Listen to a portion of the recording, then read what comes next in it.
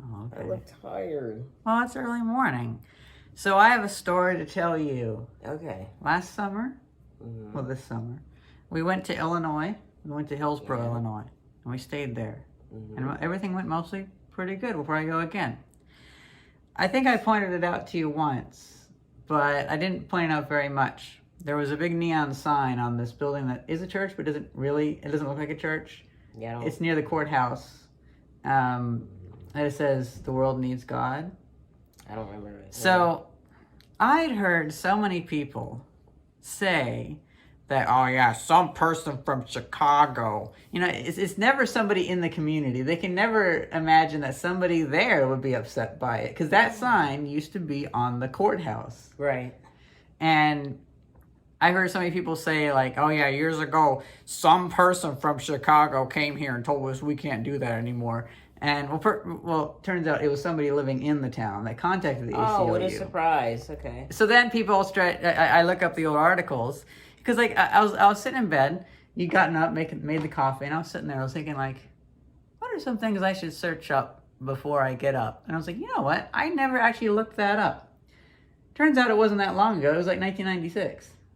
Oh. So that's not too long ago. It's forever ago now. So in the 1940s, Hillsboro, Illinois was a very different town.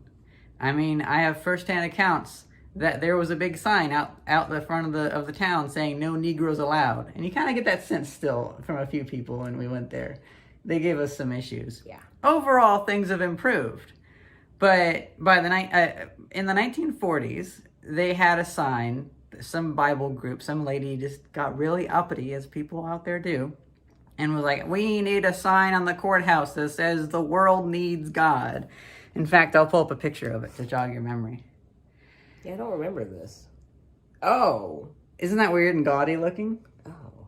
I actually forgot about that. Yeah, it's like, it's I must so have weird ignored, looking. It was put up in the 40s, and it was originally on the courthouse. I ignored it. Now, I grew up in a bit of a cult, and so I have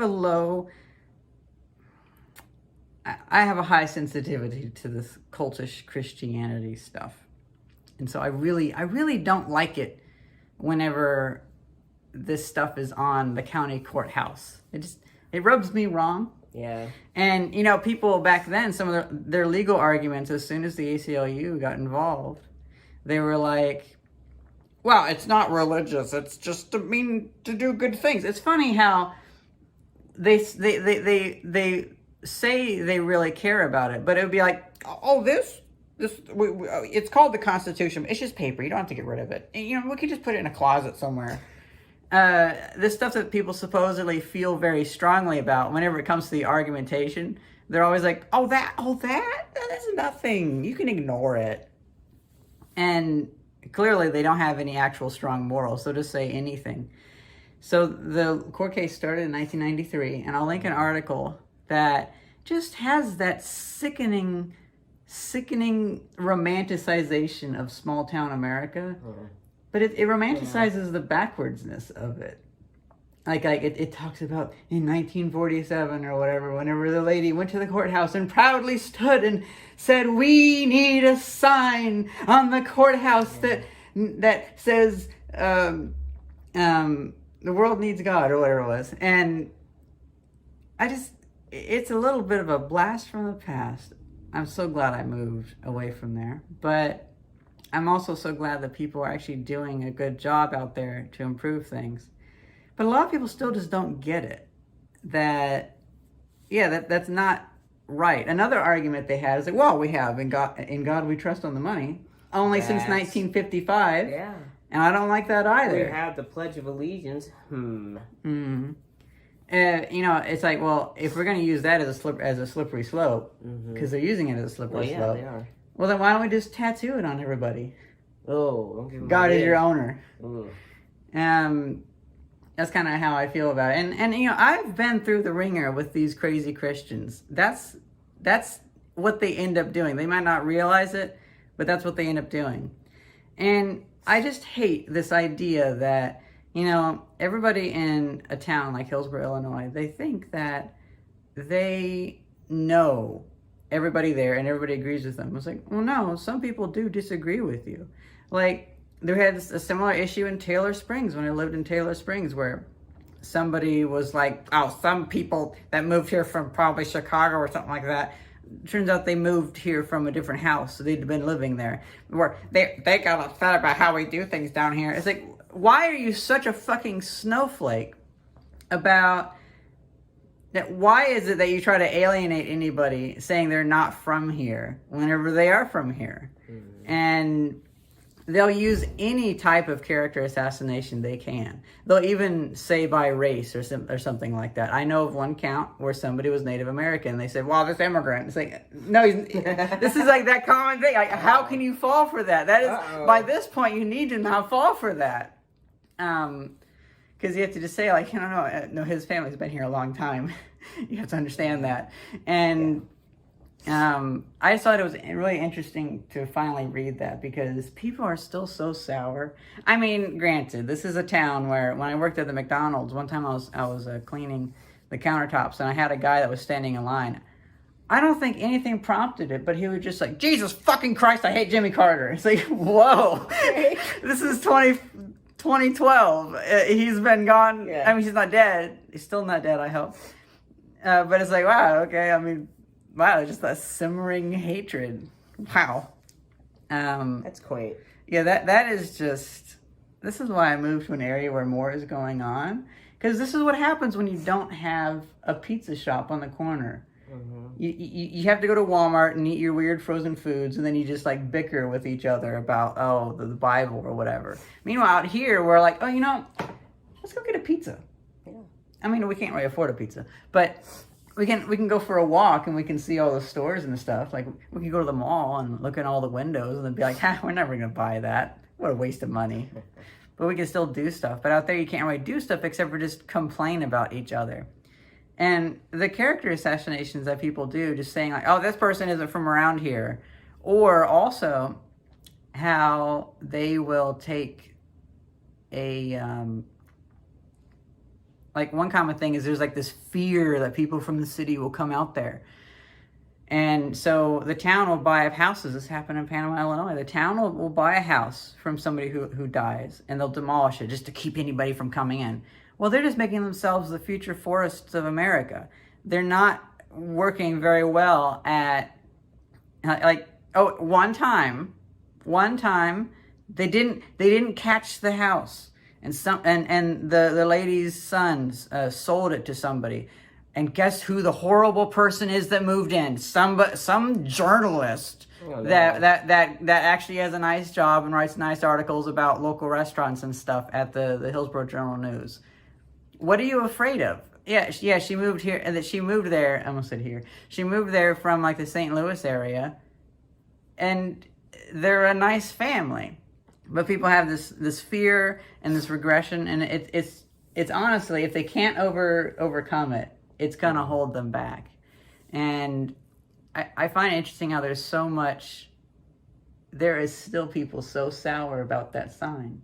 They still feel like it's an affront to their religious freedoms. They still have their darn sign. It's just somewhere else. But they need it on the courthouse because it needs to feel important. The thing that made me think of it was was it Texas or somewhere that they said that the Republicans demanded the right to show religious signs at the courthouse, and so it also allowed the Church of Satan to show a religious shrine. I can't remember where that was. Iowa? Maybe it was Iowa or something like that. Our viewers will correct us. But I forgot. First of all, I look like crap. I haven't had coffee. I'm sorry. Okay. Pizza. Actually, now I want pizza, and we can afford pizza. Yeah, we can afford pizza. Just hyperbole over here.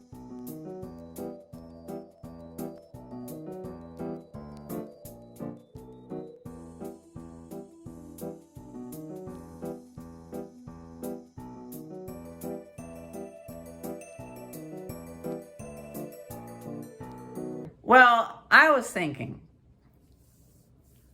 we were already planning on donating $50 to the ACLU. Yeah. But that's going to be our expenditure for the end of the year. And I was meaning we can't afford takeout pizza. That's what I meant. Takeout's expensive. Because there is Paul Revere pizza. Like, we can go to Aldi and get a frozen pizza and do the same thing we would do in Illinois. We just eat some frozen stuff. But Paul Revere pizza is like $20. Yeah, it's a little pricey. That's more of what I meant. It's like when they make it for you, the price is pretty high. It's really good though. It is really good. It's better than your Domino's or your No. I mean, sometimes like Domino's. The pan pizza is nice. Yeah, I like Domino's. Pizza's Nice. But again, that's a very seldom thing because it's like tapped out. It's like $30, but it's also the holiday season. We're tapped out. But we happen to have $50, and we're going to donate to the ACLU because.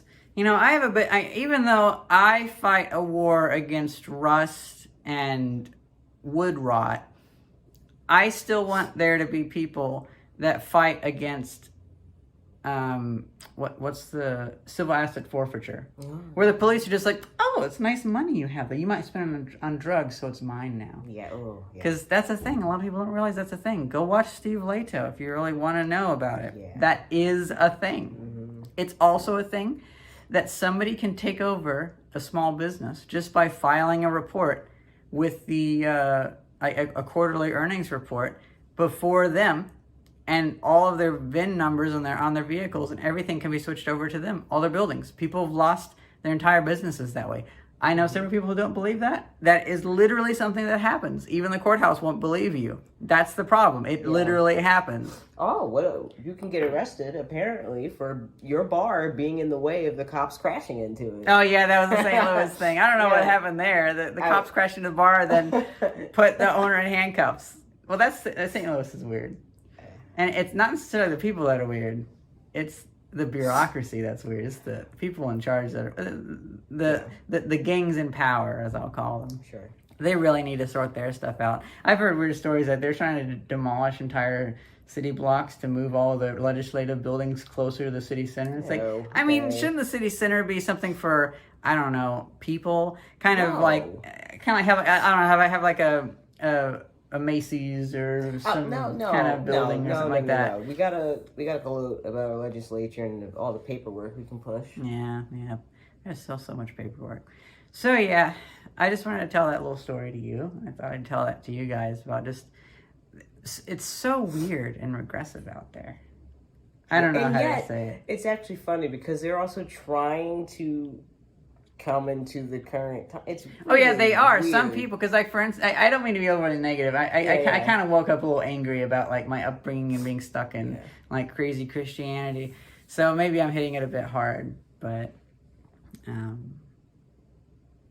don't want to come off like Aaron Raw too much today. No, I mean they still got work to do though. But yeah, they still got a lot of work, and I'm surprised by how many damn churches there are out here though, and a lot of them some of them are even boarded up. So it's like, what's going to happen with all I don't this? know. I mean, there must have been a lot of religious crazies out here. East Coast, Philadelphia area. I mean, I'm sure other East Coast cities too. Lots of churches. I mean, my goodness, we have at least 3 within quick walking distance. Okay, my hand's tired, so I think that'll be it. All right. Okay. Hey, let's not do an outro. Let's just